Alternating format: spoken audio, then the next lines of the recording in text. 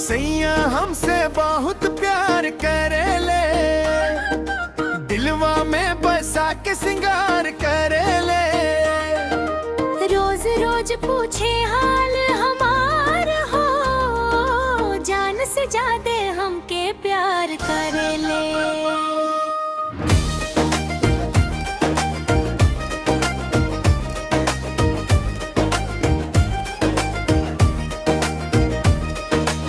भोर भैले उठ के नाम हमार ले, मीठ मीठ बात से मनवा बहार दे। चाय के कपवा में नैया घोले, सपना के दुनिया में हाथवा जोड़े। सैया हमसे बहुत प्यार करेले, दिलवा में बसा के सिंगार करेले। सैया हमसे बहुत प्यार करेले, दिलवा में बसा के सिंगार करेले।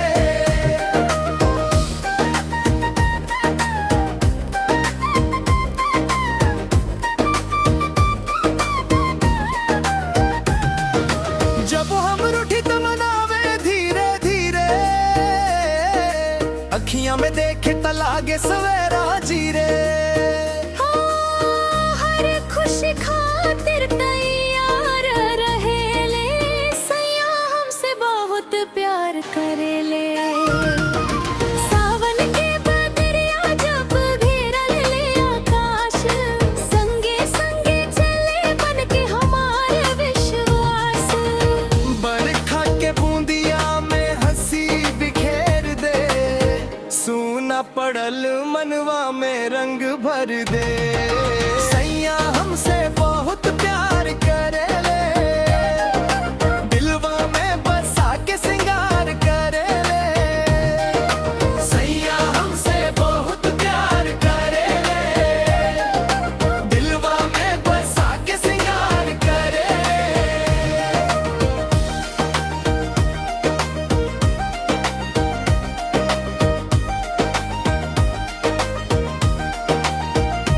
हाथ पकड़ के कहे डर मत कर जान, तोहरे बिना सुना लागे ई जहान। दिलवा के हर धड़कन नाम धरेले, सैया हमसे बहुत प्यार करे। मेला होके बाजार साथे ले जाए, अपना खुशी से पहले हमके हंसाए। नजरिया में बसल बारूप हमार, कहे तू ही बड़ो सपना संसार। सोना न चांदी न महल के आस, उनकर नैया में बसल विश्वास। जीवन के हर राह जियार करेले, सैया हमसे बहुत प्यार करेले। चंदा से उजर लागे उनकर बात, मन के मंदिर में बसल दिन रात। जब मुस्काई त खिल जाला बहार, जैसे फुलवारी में आवे फगुना हार। सैया हमसे बहुत प्यार करेले, दिलवा में बसा के सिंगार करेले।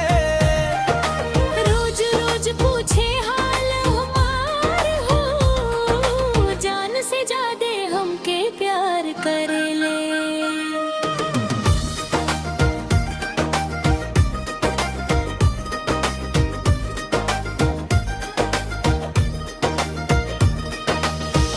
कभी ना छोड़े साथ दुख के घड़ी, बन के खड़ा रहे छाँव घनी घनी। हर जन्म साथ निभा